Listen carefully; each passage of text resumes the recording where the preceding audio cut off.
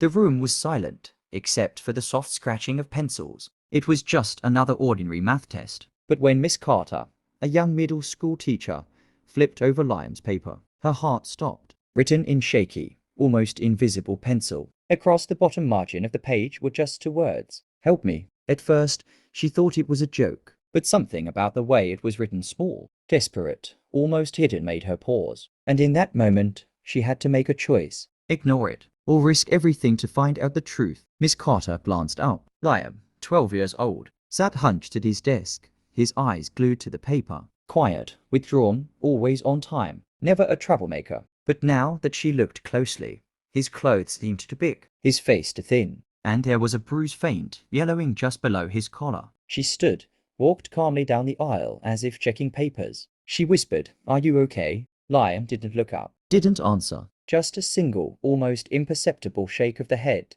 Her stomach turned. As soon as class ended, Miss Carter went straight to the counselor, then the principal, then, against protocol, she called Child Protective Services herself. She didn't care if she got in trouble. Something inside her screamed this child is in danger. The school administration hesitated. Maybe it's nothing, they said. Maybe he's just being dramatic. But she insisted. She couldn't ignore that message. That night, a social worker visited Liam's home. The moment the front door opened, everything changed. The social worker smelled alcohol, saw the state of the house. Liam's stepfather appeared angry, intoxicated. Liam's little sister, barely 6, peeked from behind a couch. There were bruises on both of them. The next day, Liam and his sister were removed from the home, placed in emergency care, safe for the first time in years. Weeks later, Liam returned to school. Different home, different clothes, but the same shy boy, this time with a small, grateful smile. He slipped a note onto Miss Carter's desk. This time, it said,